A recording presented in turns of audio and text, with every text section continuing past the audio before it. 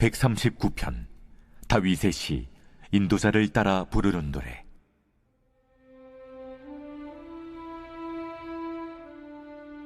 여호와여, 주께서 나를 살펴보셨으므로 나를 아시나이다. 주께서 내가 앉고 일어섬을 아시고 멀리서도 나의 생각을 밝히 아시오며 나의 모든 길과 내가 눕는 것을 살펴보셨으므로 나의 모든 행위를 익히 아시오니, 여호와여, 내 혀의 말을 알지 못하시는 것이 하나도 없으시니이다. 주께서 나의 앞뒤를 둘러싸시고 내게 안수하셨나이다. 이 지식이 내게 너무 기이하니 높아서 내가 능히 미치지 못하나이다. 내가 주의 영을 떠나 어디로 가며 주의 앞에서 어디로 피하리이까? 내가 하늘에 올라갈지라도 거기 계시며 스올에 내 자리를 펼지라도 거기 계시니이다. 내가 새벽 날개를 치며 바다 끝에 가서 거주할지라도 거기서도 주의 손이 나를 인도하시며 주의 오른손이 나를 붙드시리이다.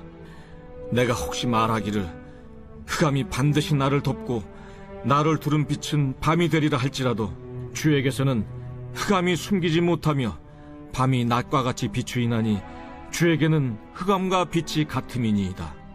주께서 내 내장을 지으시며 나의 모태에서 나를 만드셨나이다. 내가 주께 감사하옴은 나를 지으심이 심히 기묘하심이라. 주께서 하시는 일이 기이함을 내 영혼이 잘 아나이다. 내가 은밀한 데서 지음을 받고 땅의 깊은 곳에서 기이하게 지음을 받은 때에 나의 형체가 주의 앞에 숨겨지지 못하였나이다. 내 형질이 이루어지기 전에 주의 눈이 보셨으며 나를 위하여 정한 날이 하루도 되기 전에 주의 책에 다 기록이 되었나이다. 하나님이여, 주의 생각이 내게 어찌 그리 보배로우신지요. 그 수가 어찌 그리 많은지요. 내가 세려고 할지라도 그 수가 모래보다 많도소이다. 내가 깰 때에도 여전히 주와 함께 있나이다. 하나님이여, 주께서 반드시 악인을 죽이시리이다. 피 흘리기를 즐기는 자들아, 나를 떠날지어다. 그들이 주를 대하여 악하게 말하며 주의 원수들이 주의 이름으로 헛되이 맹세하나이다.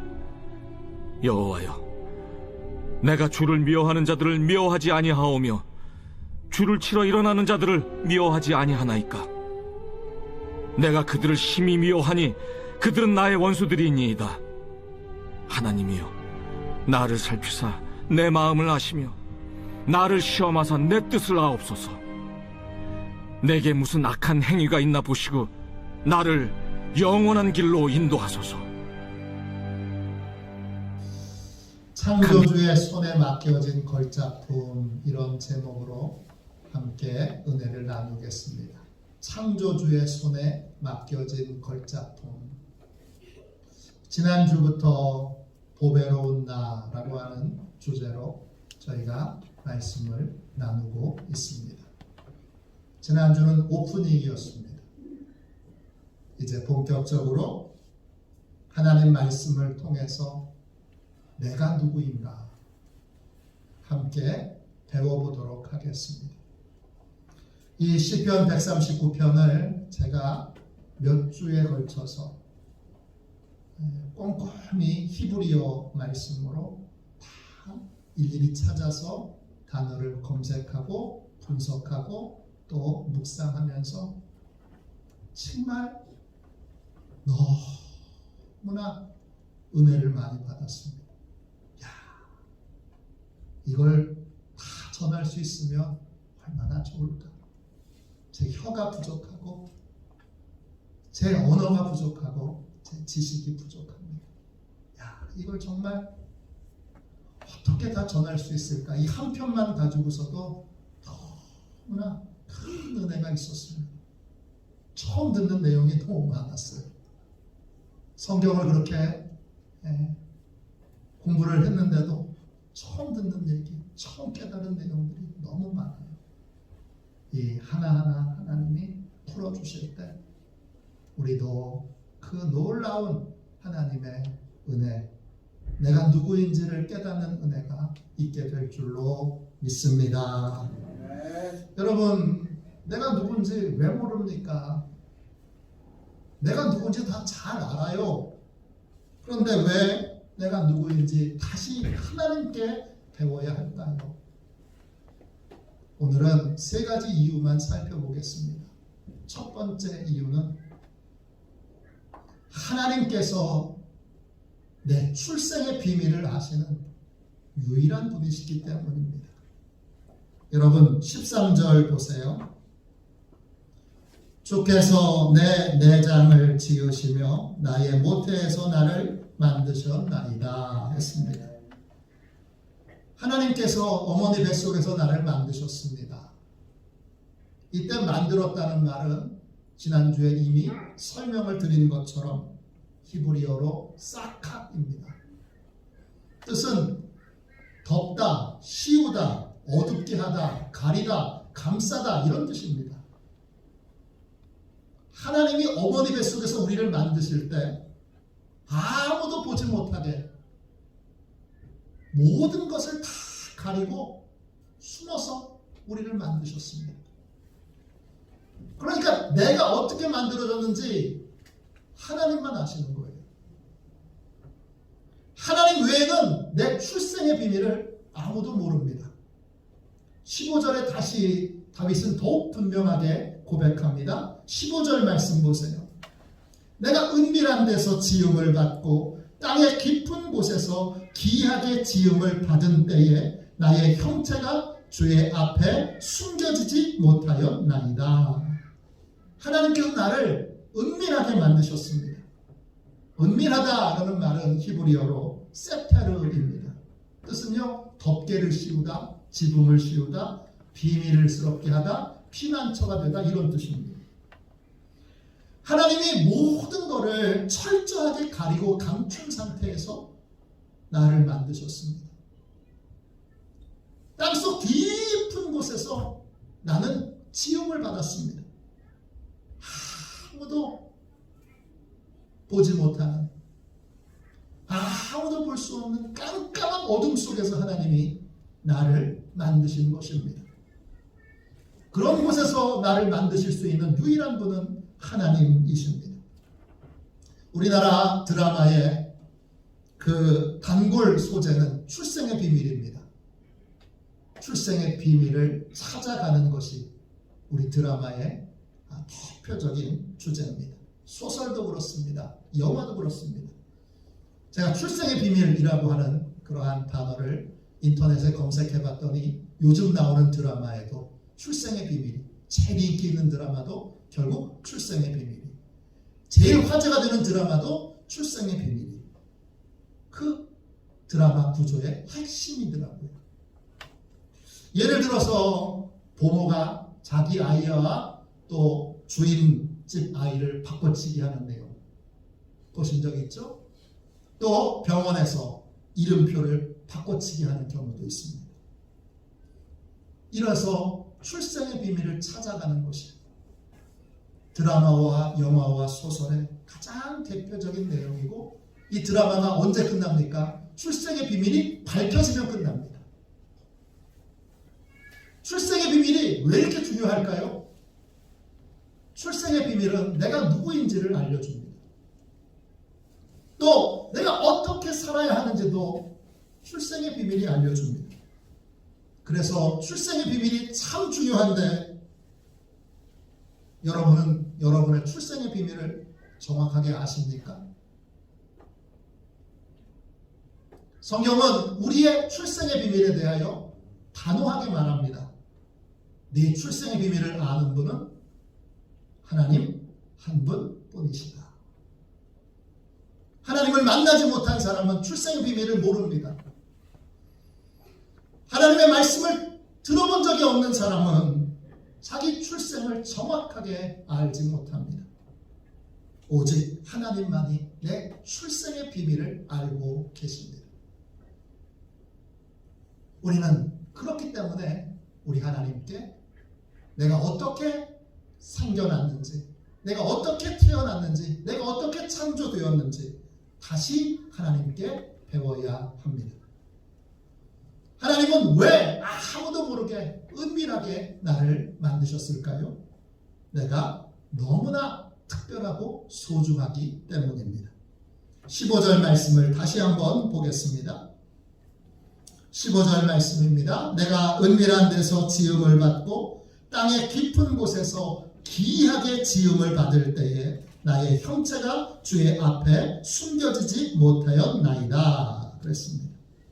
나를 비밀스럽게 하나님이 만드신 이유는 내가 특별하기 때문입니다.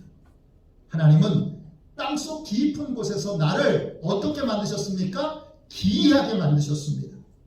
기이하게 지음을 받았다. 이 말이 히브리어로는 한 단어입니다. 라캄이라고 하는 단어입니다. 뜻은 여러 가지 색깔로 만들다 이런 뜻이에요. 수를 놓다, 높은 기술로 만들어지다 이런 뜻이에요. 하나님은 나를 단순하게 간단하게 만들지 않으셨습니다. 나는 간단한 존재가 아니에요. 사람들이 보고 저 사람은 저래, 그렇게 간단하게 보고 평가하고 말할 수 있는 그런 존재가 여러분, 저와 여러분 아닙니다. 그러니까 여러분도 다른 누군가에게 저 사람은 저래, 그렇게 간단하게 말하지 마십시오. 그거 100% 틀린 겁니다. 하나님은 여러 가지 색깔로 우리를 만드셨습니다. 이것만 해도 여러분 너무 감동이고 놀랍잖아요. 하나님은 최고의 기술을 사용하셔서 하나님의 기술로 우리를 만드셨습니다. 그래서 우리가 하나님의 걸작품입니다. 다른 사람 누군가가 여러분을 단순하게 평가하는 것에 대하여 맞아, 내가 그래, 이렇게 동의하지 마십시오. 틀린 겁니다. 여러분도 누군가에 대하여 그렇게 단순하게 간단하게 여러분이 보는 그 좁은 시야를 가지고서 그 사람을 평가하지 마십시오. 100% 틀린 겁니다. 우리는 다양한 색깔을 가진 하나님의 걸작품입니다. 다윗도, 오늘 이 시편을 고백하고 있는 다윗도 하나님과의 깊은 교제를 통해서 하나님께서 자신이 걸작품인 것을 깨닫도록 그렇게 은혜를 베풀어 주셨습니다. 14절 말씀 보세요. 14절 말씀 보세요. 내가 주께 감사하옴은 나를 지으심이 심히 기묘하심이라. 주께서 하시는 일이 기이함을 내 영혼이 잘 아나이다. 다윗이 말합니다. 내가 잘 알고 있습니다. 뭘 잘 알아요? 하나님이 나를 아주 기묘하게 창조하셨다는 것. 잘 압니다. 그래서 늘 하나님께 감사하는 삶을 살고 있습니다. 이렇게 고백하고 있습니다. 기묘하다라는 말은 히브리어로 팔라입니다. 구별되다, 또 놀랍게 하다, 눈에 띄게 하다, 특별하게 하다, 이런 뜻이에요. 나는 하나님이 특별하게 만드신 그러한 특별한 존재입니다. 얼마나 특별하냐? 다윗이 고백합니다. 나를 지으심이 심히 기묘하시니라. 그래서 심히 그럽니다. 심히 히브리어로 야레인데 무서워하다, 벌벌 떨다, 겁에 질리다, 이런 뜻이에요. 하나님께서 나를 어떻게 만드셨는지를 깨닫게 될 때 다윗은 무서워서 벌벌 떨 정도로 나를 이렇게 특별하게 만드셨나? 내가 이 정도로 특별한 사람인가? 벌벌 떨면서 하나님의 말씀을 듣고 깨달았다는 겁니다. 내가 특별한 이유는 공부를 잘해서가 아닙니다. 돈이 많아서도 아닙니다. 특별히 남들보다 잘생겨서도 아닙니다. 내가 특별한 이유는 하나님께서 나를 특별하게 그 특별함을 깨닫게 될 때, 그 특별함에 만분의 일이라도 알 때 벌벌 떨 정도로 내가 이렇게 특별한가 알 정도로 그렇게 하나님이 나를 특별하게 만드셨기 때문에, 그렇기 때문에 내가 특별합니다. 다윗은 출생의 비밀을 잘 알았던 사람입니다. 출생의 비밀을 잘 알고 하나님의 말씀을 듣고 출생의 비밀을 깨달은 사람의 인생은 어떻게 다를까요? 다윗이 참 좋은 예입니다. 출생의 비밀을 아는 사람은요, 사람들의 멸시와 조롱에 주눅들지 않습니다. 다윗의 아버지 이새는 다윗을 이름을 부르지 않고 늘 막내라고 불렀습니다. 막내야, 막내야. 사무엘이 아들이 여기 있는 사람이 답니까? 이렇게 물을 때 이새가 말합니다. 막내가 양을 치고 있습니다. 다윗은 다윗이 아니라 막내입니다. 막내, 히브리어로 콰탄입니다. 뜻은 뭐냐? 시시한, 하찮은, 별 볼 일 없는, 연약한, 어린, 그런 뜻입니다. 그러니까 이새가 말하는 겁니다. 네, 별 볼 일 없는 놈 하나 더 있습니다. 하찮은 놈 하나 더 있습니다. 어린 놈 하나 더 있습니다. 다윗은 아버지에게 기대를 받고 자란 사람이 아닙니다. 사무엘 선지자가 왕될 사람을 아들 중에 찾겠다고 했는데 아버지가 솔선수범하여 다윗은 빼놨습니다. 아버지의 눈에 다윗은 왕될 사람처럼 보이지 않습니다. 그런데 여러분, 정말 놀라운 건 뭡니까? 성경 어디에도 다윗이 상처받았다는 내용이 안 나옵니다. 부모에게, 여러분, 차별당하고 부모에게 큰 기대를 받지 못하는, 에이 하찮은 놈, 에이 별 볼 일 없는 놈, 연약한 놈, 이렇게 취급받았는데 상처받았다는 기록이 성경 어디에도 없습니다. 여러분 찾으시면 저한테 갖다 주십시오. 왜 상처받지 않았을까요?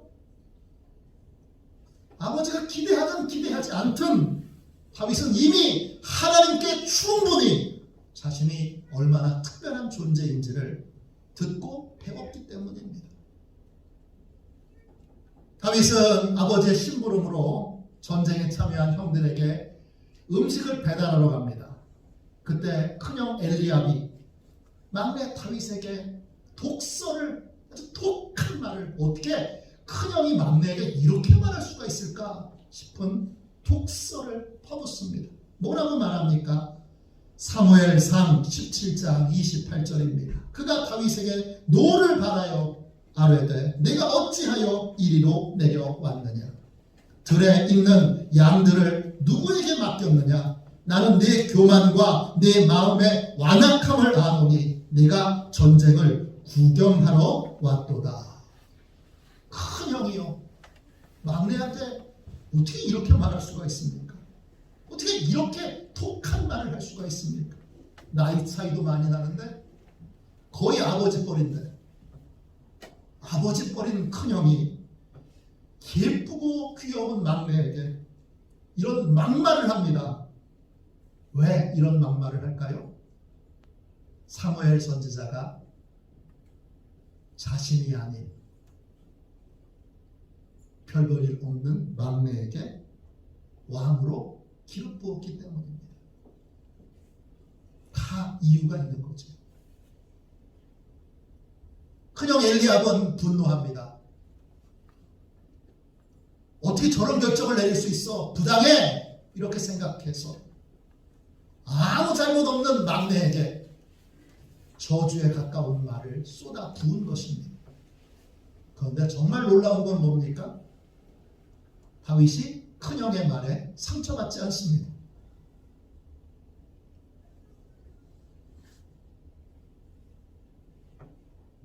정말 놀랍지 않습니까? 왜 상처받지 않습니까?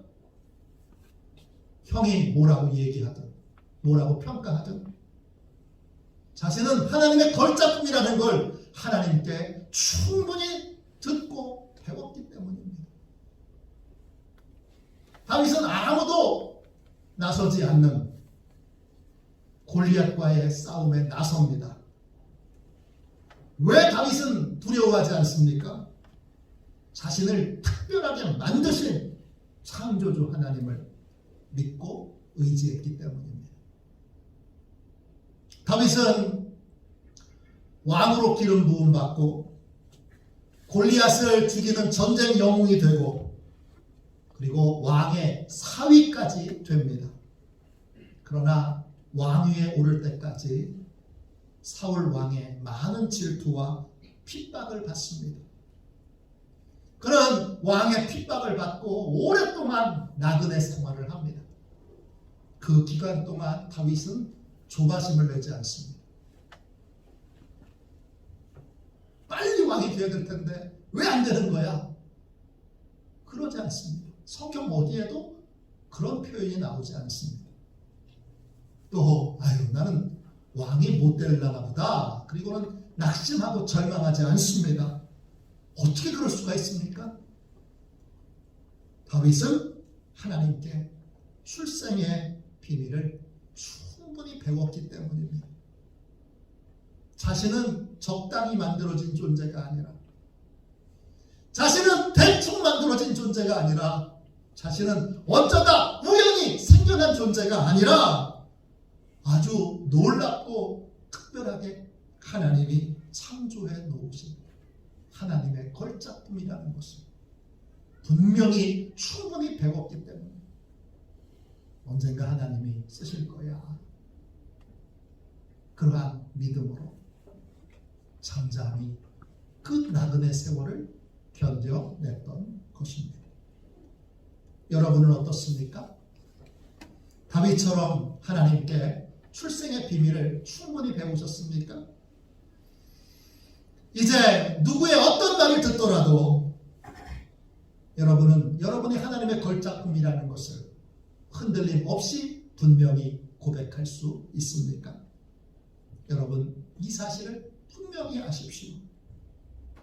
여러분은 성공했을 때에도 하나님의 걸작품이지만 실패했을 때에도 변함없이 더욱 더 하나님의 걸작품입니다. 여러분이 죽어라 애쓰고 노력했지만 초라한 텅 빈 바구니를 덜렁 들고 서 있는 초라한 인생일 때에도 큰 실수를 저질러서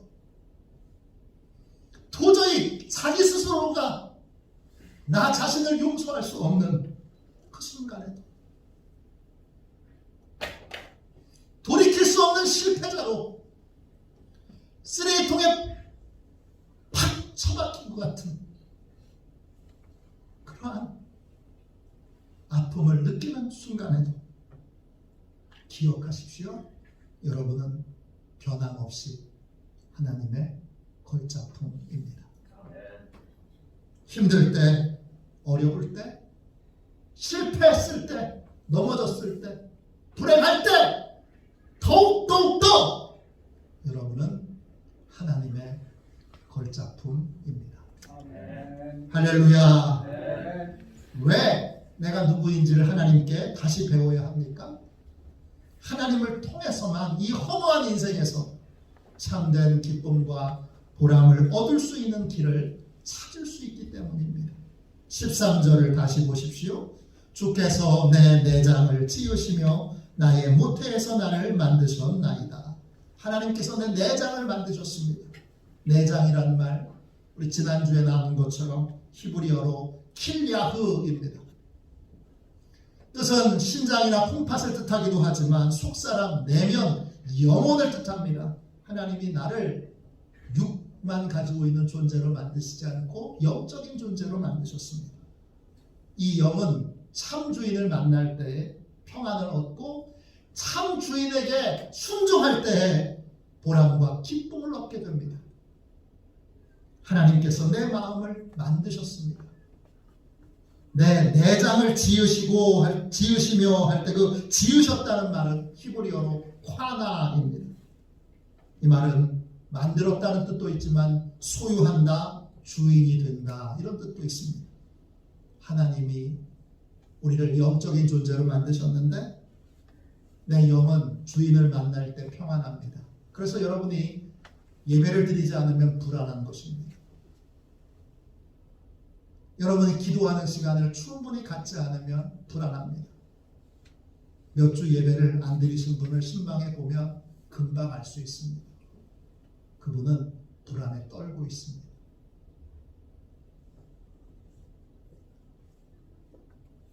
예배 자리에 나왔어도 정말 하나님을 만나지 못한 인생은 언제나 불안합니다. 왜 이렇게 불안하세요? 여쭤보면 대답을 못합니다. 본인은 이유를 모릅니다. 본인이 영적인 존재, 영이 있는 존재라는 걸 모르기 때문입니다. 내 영은 주인을 만날 때 평안합니다. 내 영은 주인의 말씀에 복종할 때 살아있는 기쁨을, 살아있는 보람을 여러분 얻고 누릴 수 있습니다. 하나님께 순종하는데 순종하는 건 참 어려워요. 근데 순종하고 나면 뭐가 있어요? 큰 기쁨이 있어요. 우리가 언제 괴롭고 불행합니까? 내 영이 하나님이 아닌 다른 것을 주인으로 삼고 섬기고 있을 때, 그때 불행하고 괴롭습니다. 돈이 주인이 될 때, 출세와 성공을 위해서 인생을 살 때, 그때 행복할 것 같은데 돈이 넘쳐나게 많은데 행복하지 않습니다. 목표를 이뤄도 행복하지 않고 목표를 이루지 못해도 행복하지 않습니다. 목표를 위해서 사는 인생도 내내 불행합니다. 왜 그렇죠? 거기에서 기쁨을 얻을 수 없기 때문입니다.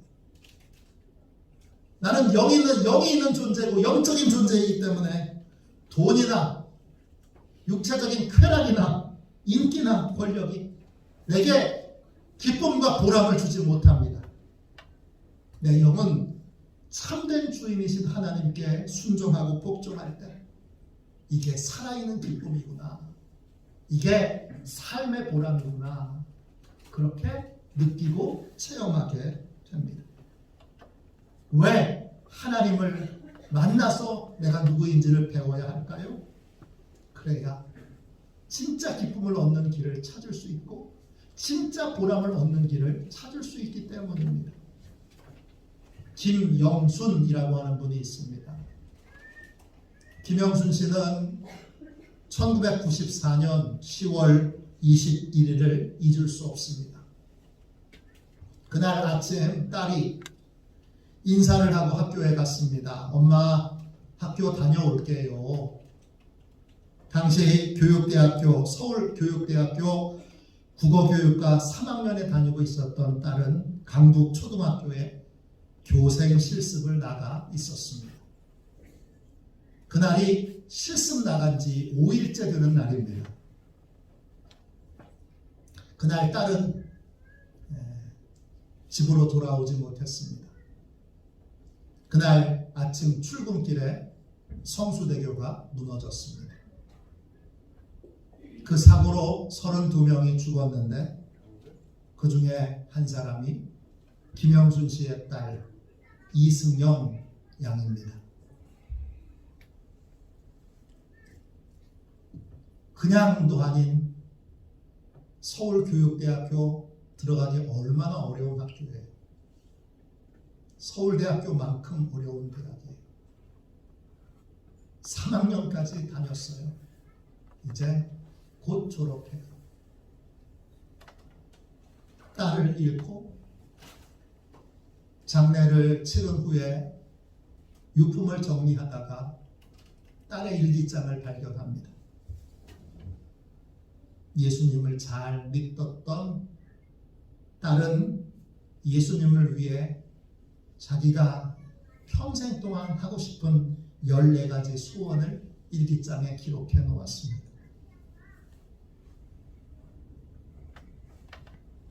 그 일기장을 김영순 씨가 읽으며 그 일기장을 마음에 품고 엉엉 울기 시작합니다. 그리고 이렇게 결심합니다. 내가 내 딸을 대신해서 딸의 소원을 이루어야지. 그리고 그때부터 김영순 씨가 예수님을 기쁘시게 하기 위해 딸이 적어놓은 14가지의 소원을 이루는데 나머지 자기의 인생을 다 드립니다. 먼저 딸의 소원 중에 장학회를 만들고 싶은 소원이 있었습니다. 그래서 사고 보상금으로 2억 5천만 원 받았는데 교회에 다 헌금해서 승영 장학회를 만들었습니다. 그리고 그 장학회를 통해 가난한 신학대학 대학원생 89명에게 대학원 등록금을 지원했습니다. 딸의 소원 중에 이동도서관을 만들고 싶은 소원도 있었습니다. 그래서 강원도 포병부대에 이동도서관을 위한 차량을 기증했습니다. 아이를 입양하고 싶다는 소원도 있었습니다. 그 소원은 남동생 이승엽 씨가 대신 이루어 주었습니다. 두 아이를 그 가정에서 입양을 했습니다. 장기를 기증하고 싶다는 소원도 있었는데 시신 수습이 늦어져서 장기는 기증할 수 없었습니다. 대신 딸의 시신을 의과대학교 해부 실습용으로 기증합니다. 또 해외 선교사로 봉사하고 싶다는 그러한 딸의 소원도 있었는데 그 소원을 알게 된 그날부터 김영순 씨는 선교 훈련을 받습니다. 그리고 지금은 우즈베키스탄의 선교사로 가서 복음을 전하고 있습니다. 딸의 소원을 하나하나 이루어가면서 어느 순간 김영순 씨가 깨달은 것이 있습니다. 뭐냐? 딸이 죽는 그날 함께 죽고 싶었는데 어느 순간 보니까 자신이 딸 잃은 슬픔은 다 잊어버리고 살고 있습니다. 예수님을 기쁘시게 하기 위하여 예수님을 기쁘시게 하기 위한 소원을 따라 순종하는 삶을 살았더니 죽고 싶었던 인생이 아무 소망이 없었던 인생이 놀라운 기쁨과 생생한 삶의 보람을 느끼는 삶으로 변화되어 있습니다. 나는 영적인 존재입니다. 나는 내가 주인된 삶으로는 기쁨과 보람을 얻을 수 없습니다. 다른 것이 내 인생의 주인이 되어도 절대 기쁨과 보람을 얻을 수 없습니다. 오직 하나님께서 주인 되신 삶, 오직 하나님께서 영의 진짜 주인이신 하나님의 음성을 듣고 그 음성에 따라 사는 삶만이 나를 기쁨과 보람으로 가득한 삶을 살게 만듭니다. 왜 내가 누구인지를 하나님께 다시 배워야 합니까? 마지막 세 번째로 하나님을 통해서만 완성된 나와 만날 수 있기 때문입니다. 16절 보십시오. 16절 말씀입니다. 내 형질이 이루어지기 전에 주의 눈이 보셨으며 나를 위하여 정한 날이 하루도 되기 전에 주의 책에 다 기록이 되었나이다.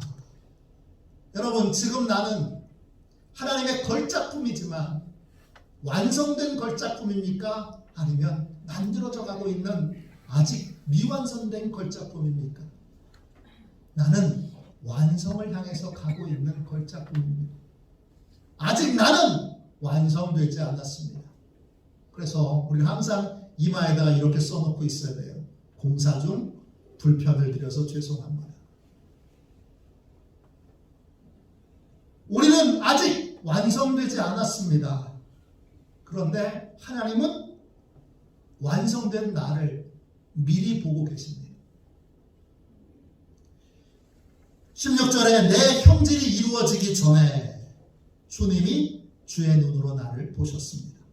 형질이라는 말은 히브리어로 골렘입니다. 뜻은 완성되지 않은 물체를 뜻합니다.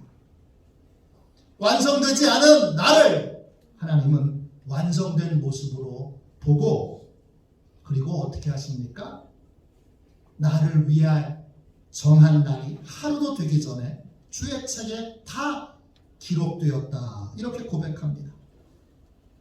나를 위해 정한 날, 그 정했다는 말이 히브리어로 여러분 야사르입니다. 뜻은 형태를 만들다, 계획을 세우다, 이런 뜻이에요. 하나님이 나를 만드시던 그날부터 나를 향한 인생의 모든 계획을 책으로 완성해 놓으셨습니다. 하나님께는 뭐가 있어요? 완전한 나를 이루는 설계도가 있습니다. 그 설계대로 만들어져야 내가 완성됩니다. 하나님은 이 하나님의 설계도가 얼마나 치밀하고 얼마나 꼼꼼하고 얼마나 대단한지 너무나 놀라고 또 놀라고 또 놀랍니다. 여러분 17절 18절 보세요. 17절 18절입니다. 하나님이여 주의 생각이 내게 어찌 그리 보배로우신지요, 그 수가 어찌 그리 많은지요. 내가 세려고 할지라도 그 수가 모래보다 많도소이다. 내가 뛸 때에도 여전히 주와 함께 있나이다. 다윗은 주의 생각에 놀랍니다. 이때 생각이라고 하는 말은 히브리어로 레아입니다.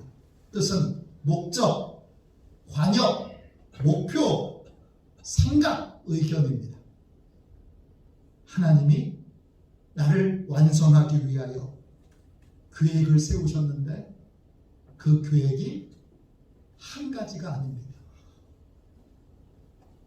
나를 향한 하나님이 수천 수만 가지 모리알보다 더 많은 경우의 수에 맞춰 거기에 맞는 다양한 계획을 가지고 계십니다. 나를 향한 하나님의 계획이 우리가 하나님의 뜻대로만 살지 못하기에 나를 향한 하나님의 계획이 여러분 모리알보다 많습니다. 수많은 경우의 수를 다 하나님이 헤아려서 거기에 맞게 대비하고 준비하여, 그래서 하나님이 나를 완성해 가고 계십니다. 다윗이 그걸 깨달은 거예요. 바둑을 잘 두는 고수는 초보가 모르는 많은 수들이 있습니다. 초보는 아무리 찾으려고 해도 고수가 두는 수를 찾아낼 수가 없습니다.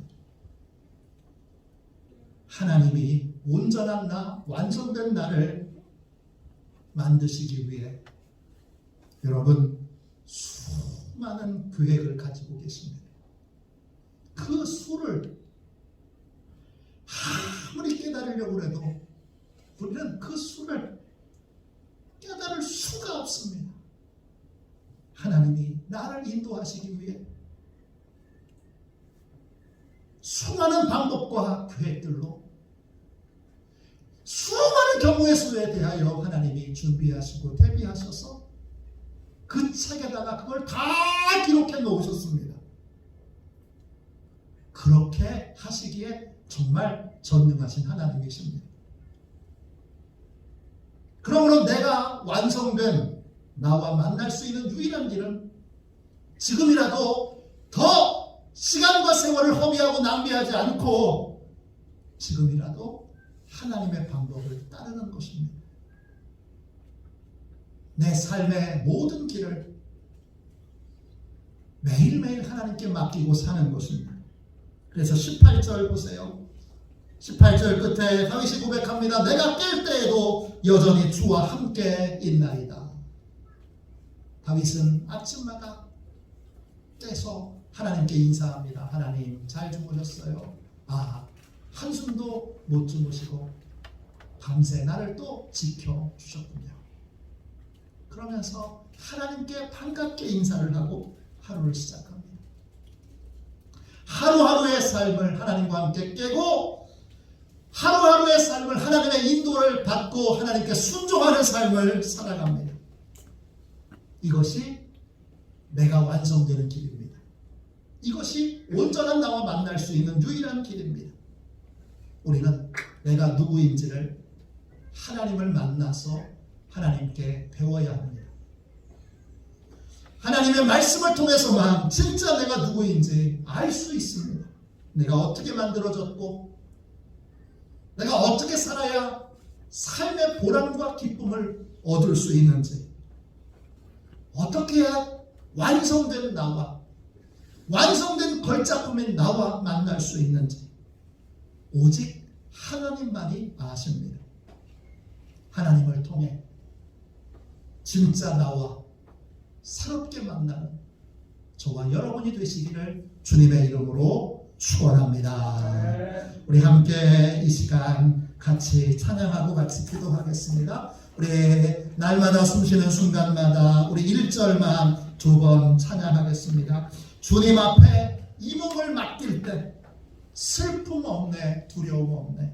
우리 1절만 2번 부르고 하나님의 손에 맡겨진 인생 되게 해주십시오.